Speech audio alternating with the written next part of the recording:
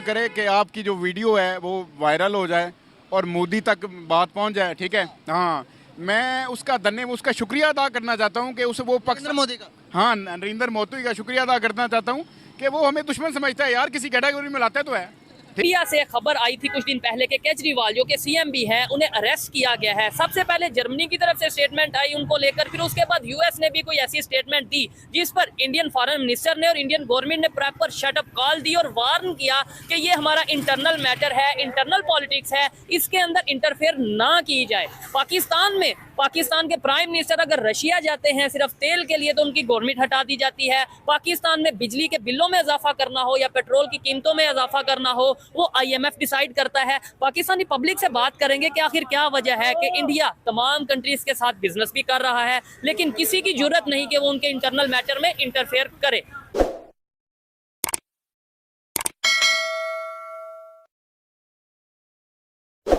Ambassador है America के इस वक्त भारत के अंदर, उनको बुलाया गया है और उनसे एक प्रोटेस्ट किया गया है कि भारत के इंटरनल मामलात में अमेरिका जो है वो इंटरफेयर ना करे, क्योंकि अमेरिका को पाकिस्तान की आदत पड़ चुकी है कि जाहिर है हमारे हर मामले में बोलते हैं, चाहे इमरान खान अरेस्ट हो, चाहे इमरान खान बाहर निकले जेल से या कुछ भी हो, उसके ऊपर अमेरिका बात करता है और पाकिस्तान उसको इतनी स्पेस देता है कि वो ये बात कर सके।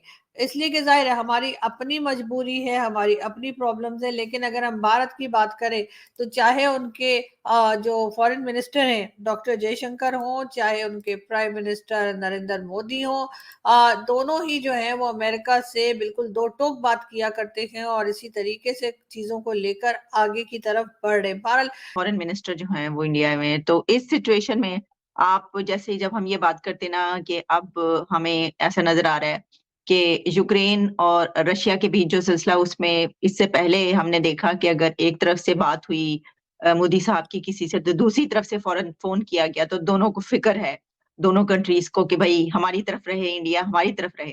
तो इस वक्त उनके फॉरेन मिनिस्टर का इंडिया का विजिट करना, तो आप इस डेवलपमेंट को कैसे देख रहे हैं?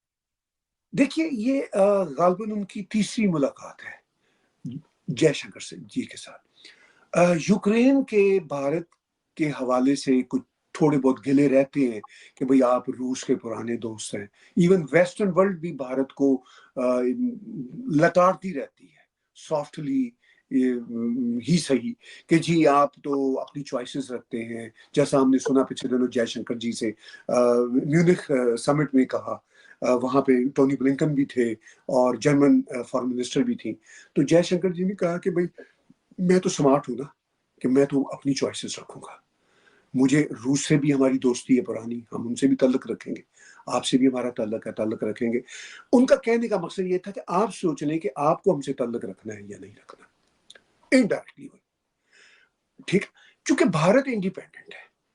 भारत को ये पता है कि वो अपने तमाम तर अच्छे बुरे हालात में ड्यूरिंग द पास्ट 76 ईयर्स में वो आगे ही बढ़े हैं और 1.4 बिलियन लोगों का देश है, उनकी थ्राइविंग इकोनॉमी है, हमेशा से इंडिपेंडेंट रही।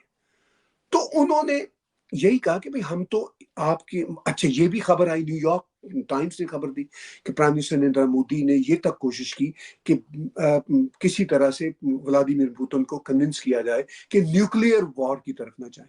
ये अब खुद अमेरिका का मीडिया मान रहा है, जो प्राइम मिनिस्टर नरेंद्र मोदी के बहुत खिलाफ रहता है, न्यूयॉर्क टाइम्स। अच्छा, वो भी इस हकीकत को मानता है क्योंकि भारत इस पोजीशन में है।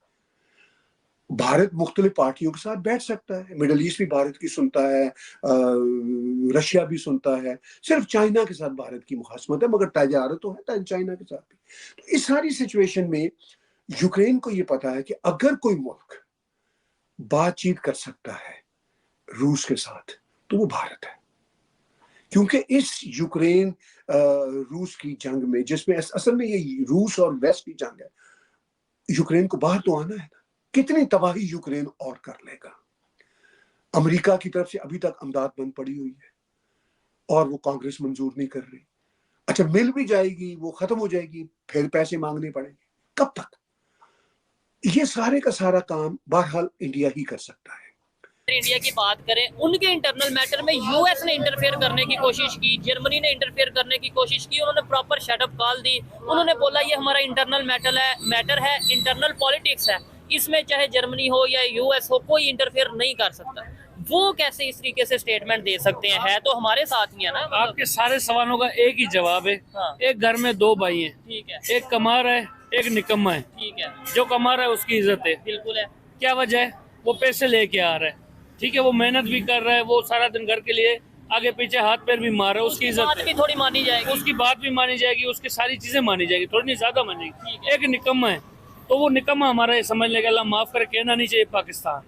हम सब निकम्मे हो चुके हैं, चाहे हमारे हुक्मरान हो चाहे हम अवाम हो, सारे के सारे हम निकम्मे हो अच्छा, चुके हैं। आप दो तो भाई- हमारी जब जी दो तो भाई भाई इंडिया पाकिस्तान को कह रहे हैं। जी जी हम आपस में लड़ते भी नजर आते हैं। लड़ते भी नजर आते हैं, आपस में मुस्कुराते भी, जो भी चीजें करते हैं। पर मसला ये है कि एक निकम्मा है, एक मेहनती है। जो मेहनती है उसकी सुनती भी है दुनिया। हम निकम्मे हो चुके हैं। तो छोटा भाई बड़े भाई से सीख क्यों नहीं लेता? मतलब क्या वजह? ये आपको पता है, मुझे भी पता है, हर एक को पता है कि आज इंडिया की दुनिया में रिस्पेक्ट है, इज्जत है, इंटरनेशनल लेवल पे वो आगे मेहनत जा करते रहे हैं, हैं। वो लोग मेहनती है, उनके हुक्मरान मेहनती है, उनकी अवाम मेहनती है। हमारे हुक्मरान भी हमारे हुक्मरान भी माशाल्लाह आपको पता है और अवाम भी पता है। ठीक है, आप इसका क्या जवाब देना चाहेंगे? इसका जवाब ये है कि इंसान की ना उनकी प्रायोरिटीज है, उनकी अवाम। ठीक है, उन्होंने अपनी अवाम के बारे में सोचना है, ठीक हो उन्होंने अपनी अवाम को रिलीफ देना है, वो इस वजह से ग्रो कर रहे हैं।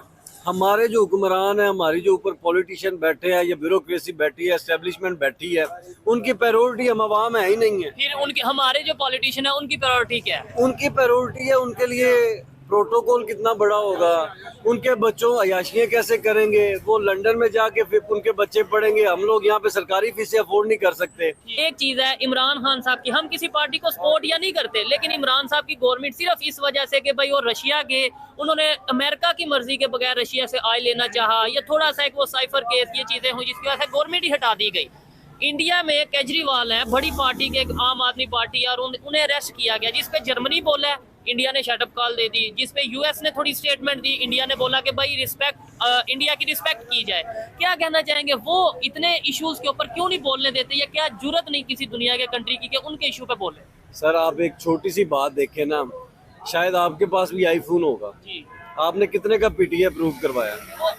मेरे पास आईफोन नहीं है। ठीक है, मतलब कि उनके आप एक थोड़ी सी स्टडी कर लेना, पिछले 3-4 साल के अंदर एप्पल फोन उधर बन रहा है, आपकी लैम्बोर्गिनी गाड़ी उधर बन रही है, आपकी फरारी उधर बन रही है, आपकी मर्सिडीज उधर बन रही है, आपकी BMW उधर बन रही है। उन्होंने कहा है कि हम लोग यहाँ पे अगर मैन्युफैक्चरिंग करोगे तो हम लोग आपकी चीजें यूज करेंगे। ठीक है, उससे क्या होगा, उनकी आवाम को वहाँ पे जॉब्स मिलेंगी। Point है। क्योंकि मैंने आपको सिंपल सी बात कही है कि वो आवाम का सोचते हैं। ठीक है, नहीं ये बड़ी जबरदस्त भाई ने बात की है कि भाई जो वहाँ पे फैक्ट्री लगती है ना, वो सबसे पहले कहते हैं कि यहाँ पे मैन्युफैक्चरिंग करोगे आप, फिर हम आप यहाँ पे बिजनेस भी करो। हम कहते हैं हमें इतने % दे दो, माल चाहे यहाँ पे बनाओ चाहे चाइना से लेके आओ, बेचो जैसे मर्जी फर्क बेचो। नहीं पड़ता, ऐसे ही यार इनकी प्रायोरिटी हम है ही नहीं है। ठीक है, जिस दिन हुक्मरान की प्रायोरिटी हम अवाम हो गए ना, ये मुल्क बड़ा खूबसूरत मुल्क है। तो आपको नहीं लगता हमें भी आदत हो गई है कि ठीक है जैसे चल रहा चलने दो, जैसे चल रहा चलने दो? हम असल में डीठ हो चुके हैं। एक बंदे की हमें हद फर्क नहीं पड़ता। हम एक बंदे की हद होती है, हम उन हदों को पार कर चुके हैं अपने हुक्मरानों को देख देख। हमारे हुक्मरानों को हमारे मुल्क की परवाह नहीं, तो अवाम को भी अब मुल्क की परवाह बिल्कुल नहीं रही। तो इससे नुकसान किसका है? नुकसान किसका है?